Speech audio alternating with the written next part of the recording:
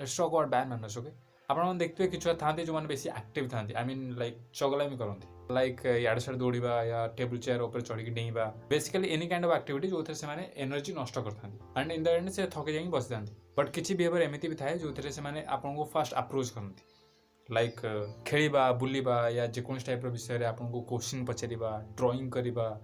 या जे कोन सी निज खेलना देखेबा basically any kind of activity जो थे तांको बेसी टिके अटेंशन दरकार यू नो लाइक घर सिचुएशन बेले बेले एमती हो जाए कि छुआ एका फिल कर दीजिए कारण घर लोक मैंने अन्य किसी काम व्यस्त था या निज निज परस्पर मझे से कथबार्तार बिजी था most of the a type situation ने जिते गोटे छुआ अप्रोच करे तो obvious for obvious reason answer सब नो ही थाए जेहेतु रिजेक्शन मिले एबे मैटर होची अटेंशन मिलानी सो अटेंशन पाइबापी से आपको डिफरेंटली अप्रोच करते नो लाइक हाथ धरी टाणा या ड्रेस धरी ओढ़ी जा फुल बॉडी उपर ही चढ़ी जा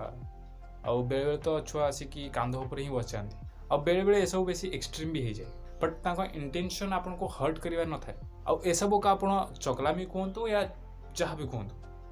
प्रॉब्लम सेटा नुह प्रॉब्लम यहाँ कि सराउंडिंग रे किसी लोग था आई मीन लाइक चिन्हा जना लोक जो मैंने ताको अभद्र बाजे छुआ एमती आहरी बहुत एक्सट्रीम डिमीन आउ डिग्रेड टाइप रो वर्ड्स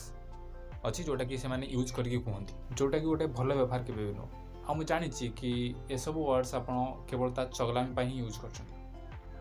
जेको स्टेटमेंट कहते हैं एज ए ओपिनियन आप पास कर जेहेतु से छोट छुआ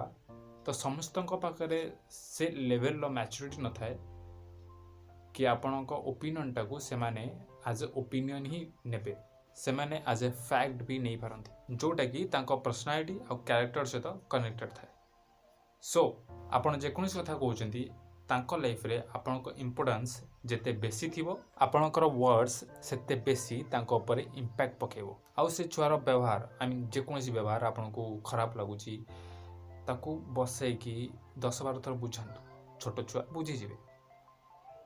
नहले किसी डिफरेंट अप्रोच यूज करूँ instead of demeaning and abusive words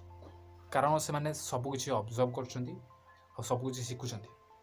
daily basis रे आउ जो दिन ए वर्ड्स रु से बुझीज से आउ क्या आपन को फर्स्ट ही पर्सन है जहाँ से हेट कर मे बी सेम वर्ड्स रु से फ्यूचर रे आपण को ऊपर भी यूज करें कारण टाइम चेंज हो टाइम सहित जेनरेशन्स भी चेंज हो जिते जिते जेनरेशन चेंज हो जेनरेशन लोक मैंने या जेनरेशन छुआ मैंने से बेसी सेंसिटिव हो जाती आप सर्वे देखिए देन जेनजी ठार आरंभ करी जो जेनरेशन अच्छी जो मैंने एबे अडल्ट हो सारे कि आगू जो मैंने अडल्ट हे मोस्ट ऑफ द जो अडल्ट अच्छा से मैंने सॉलिट्यूड लाइफ प्रिफर कर आइसोलेशन रोच कारण पाखे ट्रॉमाटाइज्ड चाइल्डहुड अच्छी से ट्रॉमाटा मिलला कौट लोक मान बिहेवियर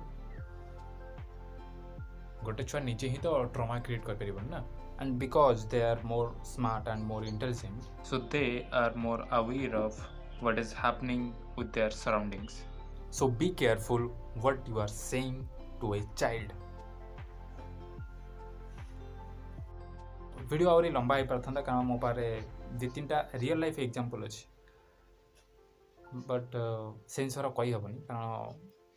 कहले पुणी झगड़ा हो किसी जिनस किसी सत कथा एम था जोटा कि कहया कथा न आजिकल छुआ छोट छोट छुआ से माने सौदा सौदी स्टार्ट कला यापाई तो बहुत मेल आउ फीमेल दायी अच्छा सराउंडिंग ही से शिखुं तो आमको केयरफुल रहा दरकार जेहेतु एटा तो different topic but this is very important ए सिचुएशन कारण एटा भी गोटे लर्निंग रे ही जाउची